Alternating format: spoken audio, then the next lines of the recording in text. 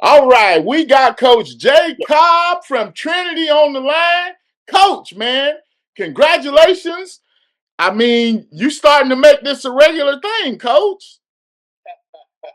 Well, it was a regular thing around here before I got here.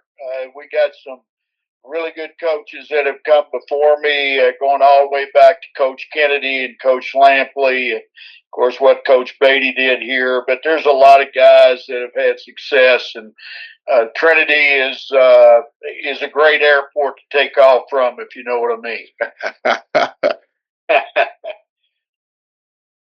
Hey, Coach.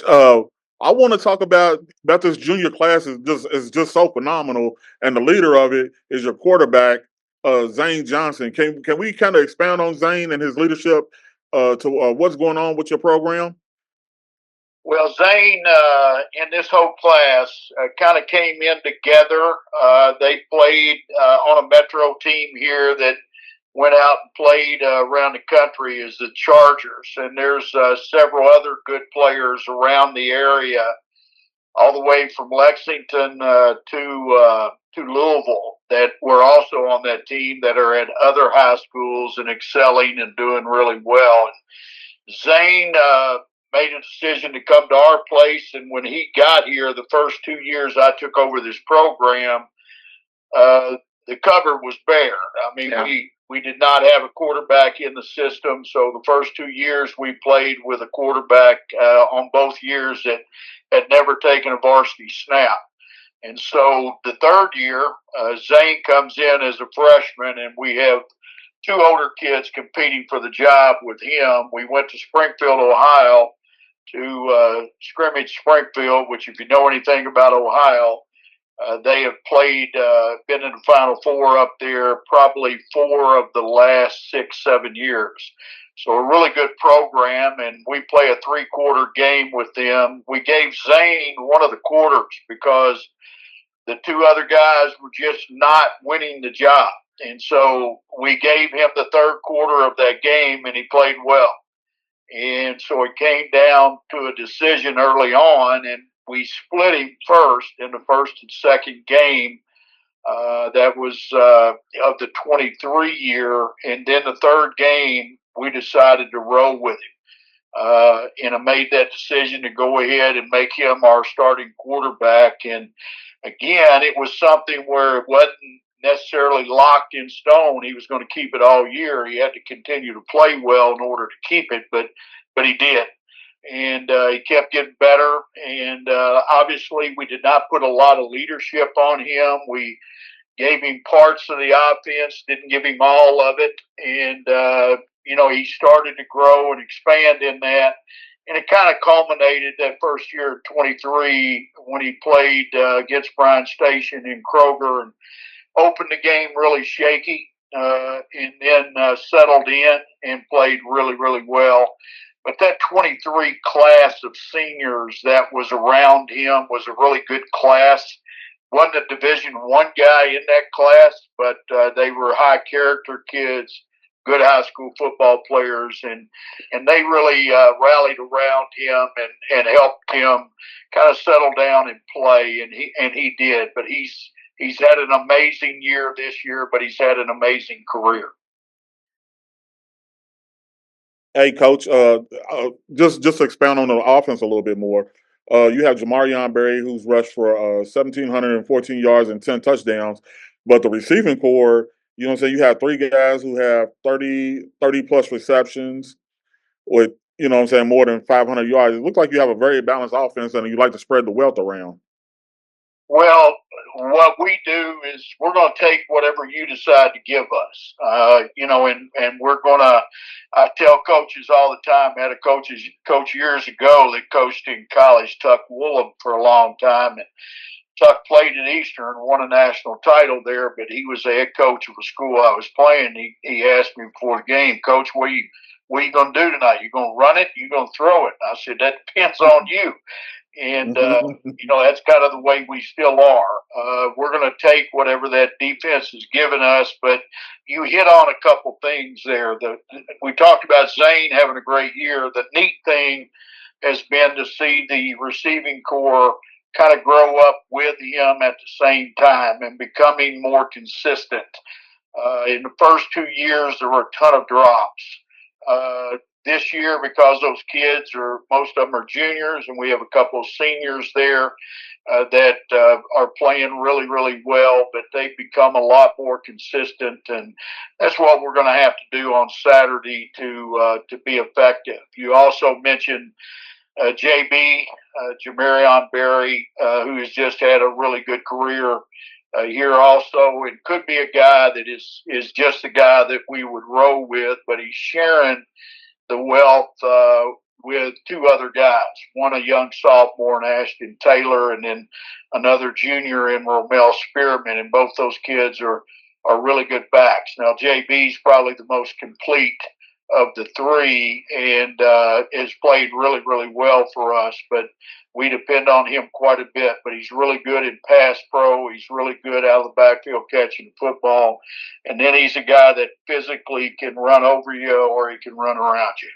Well, Coach, one thing's for sure. We talked about that offense, but that defense, Coach, y'all ain't gave up too many points, Coach. Defense travels.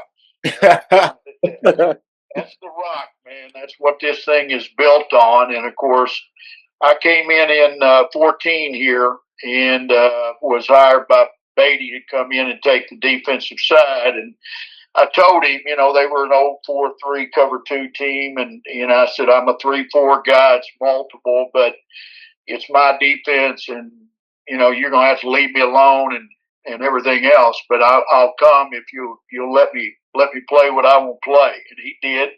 And we had really a great success. And we've had some really good defenses over the years. The guys have argued about, the guys that have graduated have argued about which one's better.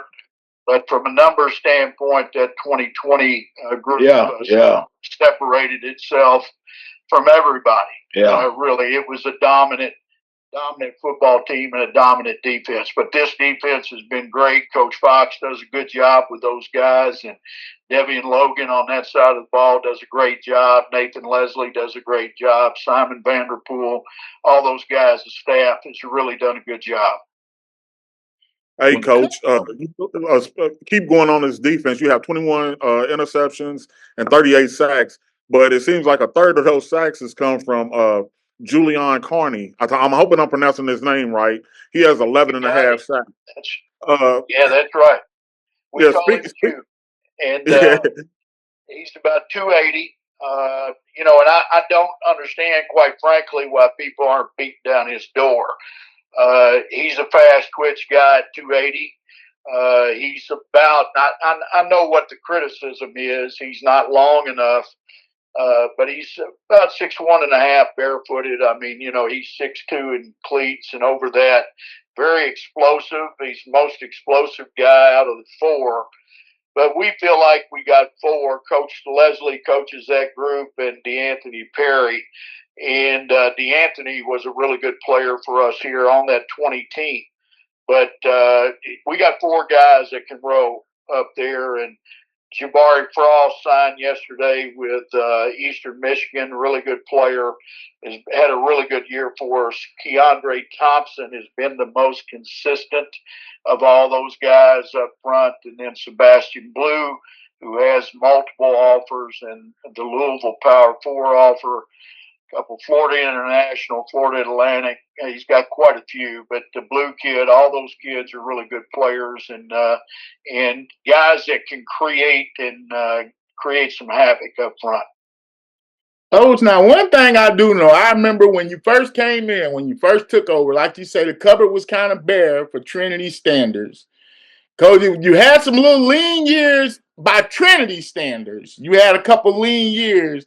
Now, Coach, you flying high. Coach, you even look happier, Coach. How's it been, Coach?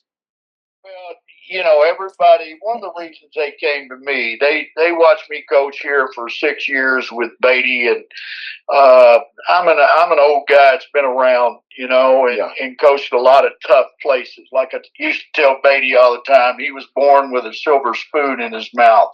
I I had to work and go in and coach at some tough places and places that nobody ever won at, and we got them better and everything else. Your record takes a hit, but what you do is you go in there and by the standards of what that program is, you improve it.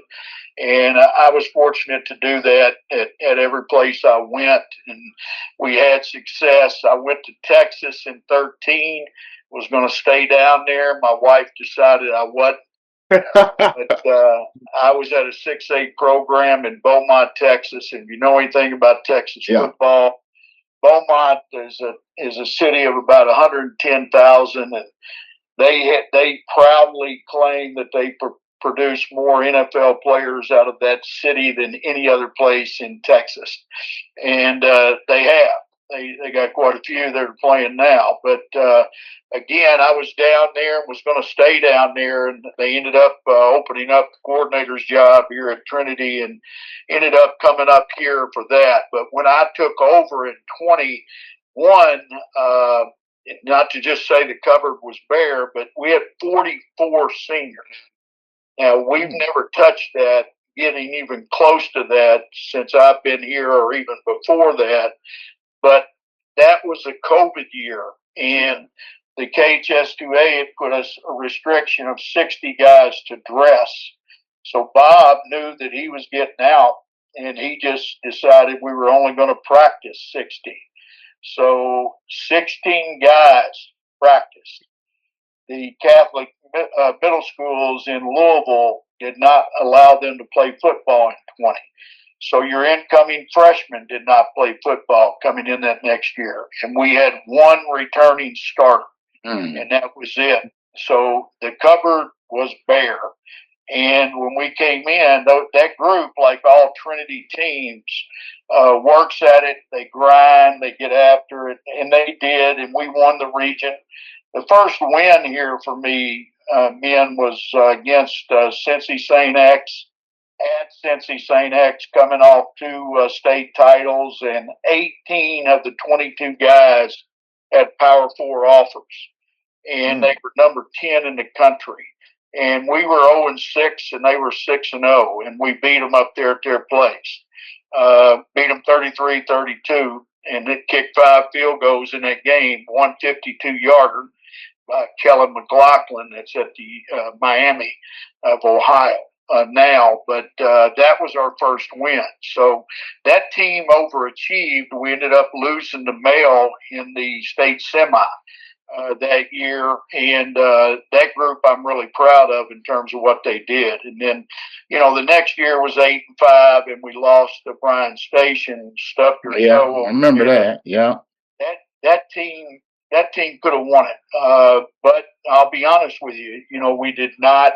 We didn't have consistent play for our quarterback. And the seniors didn't totally buy in there on that football team. And we had 2 touchdowns that we dropped, a sure touchdown pass, and then fumbled going into the end zone on one that they said we fumbled on the one, didn't break the plane. So we could have won that football game. I'd like to have seen what that team would have done if we'd have won that region and moved on. But, the last 3 years have been good. The 23 class was outstanding. And this class, again, the senior class didn't have a lot of success at the freshman level, JV level, but they have achieved this year. I'm proud of them. Coach, have you watched any game tape from that team down in Bowling Green, man? Because that's absolutely. The 14, Bowling Green 14-0. I've seen every one of them. It's a very talented football team. The first thing that you talk about with South Warren, though, this is a team that's only been in existence, I don't know, about 10 years, but they got 3 state titles. They got 1 at the 4A level, they got 2 at the 5A level, and Brandon Smith is one of the top coaches in the state. He comes from a really good line. Yes. Football coaches, and Daddy Chuck. Chuck was an outstanding high school football coach and a good college coach. Did a really good job. And, we know we're going to have our hands full. I think the York kid at running back one of the best players in the state. I mean, last week he went off on Ryle, and I know Ryle didn't have the Savage kid, but 230, I don't care who you're running the football against, is an outstanding night. And then they got about 4 or 5 other kids. They can hurt you in a lot of different ways. So we know we're going to have to play well and have to play really clean. All right, Coach. Now, like you said, with that, what's it going to take for Trinity to get? This will be the third in a row, right, or fourth? Third in a row? Third. It'd be the third in a row, 23 and 24. Okay. So what's it going to take for us to get 3 in a row, Coach? We got to show up, and I said it a while ago. We got to play clean, and again, minimize penalties, and we got to protect and take care of the football. And if we can turn them over, that's always the difference this time of year. And I know they're saying the same thing, but whoever takes care of that football is going to win this football game.